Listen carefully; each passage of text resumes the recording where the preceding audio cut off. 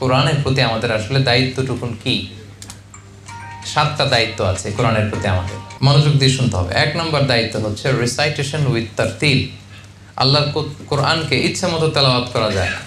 আপনি পৃথিবীর যে কোনো বই খুললেই কিভাবে পড়তে হয় আপনি পড়তে পারবেন, কিন্তু কোরআন যখন পড়তে চান তার একটা নিয়ম নীতি আছে। কোরআন বলে ওয়ারাত্তিলিল কোরআনা তারতিলা, কোরআনকে তারতিলের সাথে তেলাওয়াত করতে হবে, ধীর স্থির ভাবে কোরআন তেলাওয়াত করতে হয়। রুব্বা কারিন লিল কোরআন ওয়াল কোরআন ইয়ালআনুহু, কোরআনের অনেক আবৃত্তি কারক বা তেলাওয়াতকারী আছে যারা কোরআনের রহমত না পেয়ে কোরআনের লানত পায়।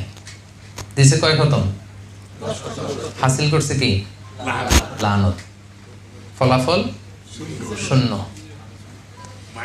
মাইনাস একেবারে। সম্মানিত ভাইরা, এই জন্য ওয়ারাত্তিলিল কোরআনা তারতিলা, মনোযোগ দিয়ে শোনেন, তাড়াহুড়ো করে তেলাওয়াত করবেন না।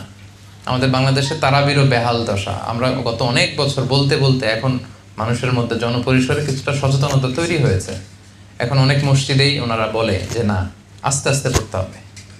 আগে যে আলহামদুলিল্লাহ রাব্বিল আলামিন বলে ওয়ালাদ-দাল্লিন আমিন, এরপর আবার আরেকটা দিয়ে আল্লাহু আকবার চলে যেত। এই যে প্রতিযোগিতা, তাড়াহুড়ো করার প্রতিযোগিতা না, কোরআন কিন্তু আপনাকে লানত দিবে। ধীর স্থির ভাবে কোরআন তেলাওয়াত